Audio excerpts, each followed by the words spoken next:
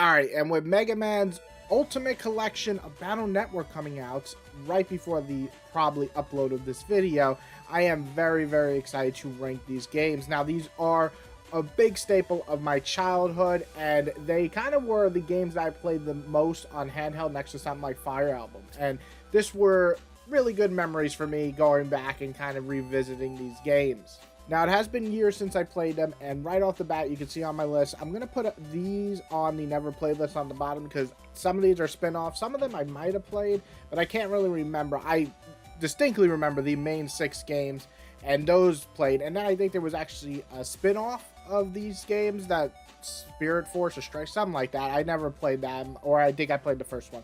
Anyway, these are the main games. These are actually the ones that are going to get into the collection. As you can see, there's 10 of them, but really there's only 6 games because after the second game, 3, 4, 5, and 6 each had 2 versions because, you know, Pokemon made that big, and then, hey, Nintendo was like, let's keep doing this to make a lot of money. So I'm going to start my list off with Mega Man Battle Network, the original.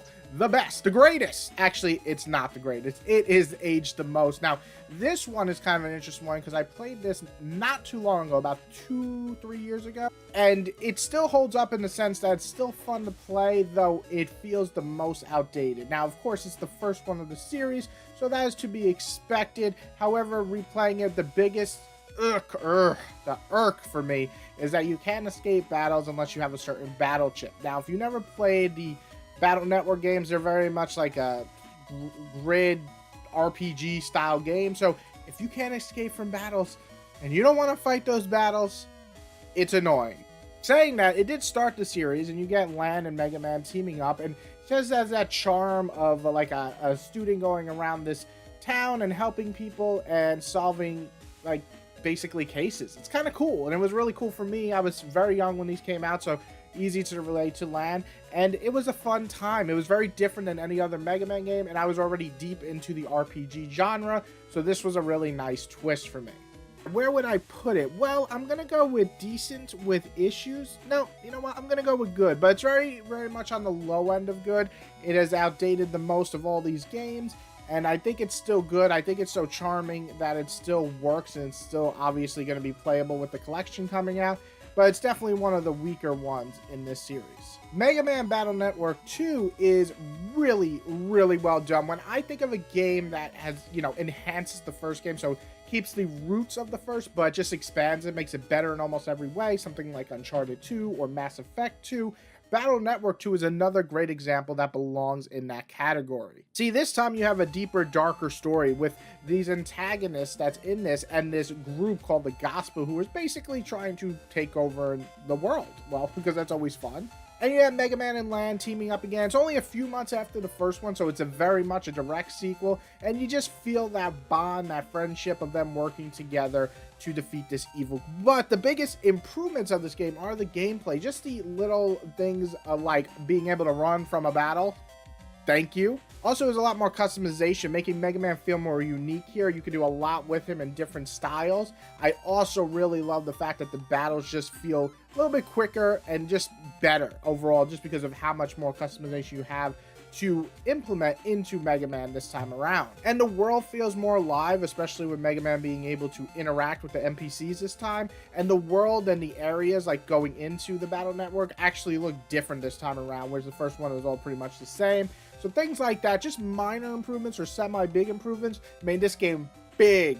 And I think it's really the story is even more interesting than the first, which doesn't always happen. So yeah, this game is pretty much better than the first in every single way, but still has the charm of the first. So this is going in Excelente. Man, this is why I failed Spanish class. And then we get into Mega Man Battle Network 3. And as you can see, this is the first game where there's 2 different versions. Now, let me just state that I'm basically rating both versions of these games. I have really no interest of going through each one because I can't even remember which ones I probably owned at this point. But saying that, Mega Man Battle Network 3 is, well, to put it in the most simplest terms, badass. So if you didn't click out of my video for that creepiness, I just want to say thank you. Again, when you improve things from the first game, that's great. If you improve things from the second game and continue that trend, it's even better. And 3 does that. All the quality of life improvements from the second game, from the first, are here, but you have this new customization feature, which I absolutely love, where you can kind of upgrade Mega Man in a, I don't know how to say it. It's like kind of like a, so he's almost like a ship, where you have these like little blocks, almost like, I don't know, Tetris, and you put them together on him, and it improves him. Basically gives him more health, or you can do different things, more damage, stuff like that. And it seems small, but it just makes another step of customization more interesting for Mega Man. Things like that is what you play RPGs for, and that does that. So I really like that feature. Also, the biggest improvement, or the thing that continued from the second one, what the second one did from the first, is the story. In this, we have another organization pretty much trying to create like an evil internet type thing going on, and Mega Man and Lan have to stop that. And see, things like this really work because this time you get a lot more history with Lan. See, you play as Lan with Mega Man, you get their partnership in 1 and 2, which is awesome, but going in the past, you know, and getting more of that just flushes out the character more. So for me, this is the one that I vividly remember just having a blast with. And honestly, to me, this was the final Mega Man Battle Network for a while, because I didn't think they were ever going to top this, because this felt like the final game, you know, like the big all end all game, the last part of the trilogy. So where would I actually put 3? That's the big question. And you know, I'm going to be honest, 3 is very, very high up there for me. It's hard to choose between 2 and 3 because I think 2, nostalgia-wise, just really stuck to me. I think I played this game the most, if I can remember correctly.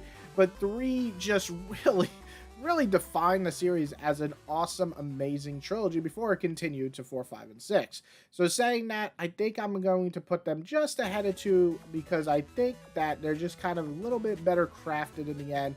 And also that soundtrack, which is the one I'm probably going to be playing in this video right now, is beautiful. So in comes Mega Man Battle Network 4, and this one was really weird for me because I remember playing it and thinking, yeah, this is pretty good, but something was missing. It was like the magic was gone, and that kind of just takes away after playing possibly the best in the series, maybe, we'll see. Yeah, this was a drastic step down for me. I think the biggest fault is I cannot remember the story at all, other than you're like in some type of proving tournament or some shit. And that's really all I remember. And I don't remember anything else. And that's the weird part of the game. That's, to me, is one of the ultimate sins in any type of media, is if you can't remember because it didn't make any type of impact. So I don't think this is a bad game. Obviously, the gameplay I remember enjoying for what it was, and it introduced some cool things like borrowing powers. And just the overall tone of this game and the way you had to play multiple playthroughs to even get the full story just didn't work for me. And this is probably one of the weaker games in the series. Saying that, I do think it's still decent to play. I just think it's just a drastic disappointment from 2 and especially 3. So I'm going to put them in decent with issues, almost bad. But I did remember at least enjoying the gameplay for what it was. That could change when I play the Ultimate Collection. I just realized there's like fucking another 4. So I don't know, maybe this is a Japanese version. So let's put that there. Can't tell what that is. So just gonna put that there. But we're going to talk about 5 right now.